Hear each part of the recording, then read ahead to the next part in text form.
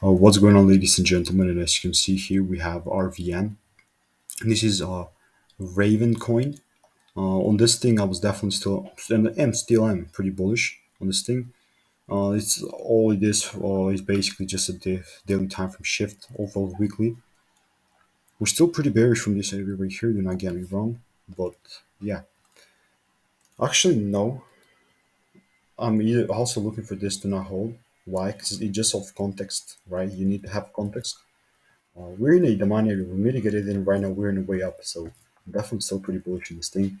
The RBN, I believe it's going to continue to come higher like that or come a little bit lower to mitigate some demand areas like these. Maybe even somewhere in these. Again, these are daily time frame ranges, so keep that in mind. Obviously not financial advice, and that's generally about it for the video. Again, this is all everything is demo. It's not financial advice. Everything is paper money simulated. Have a wonderful day and goodbye. This is all for the disclaimer.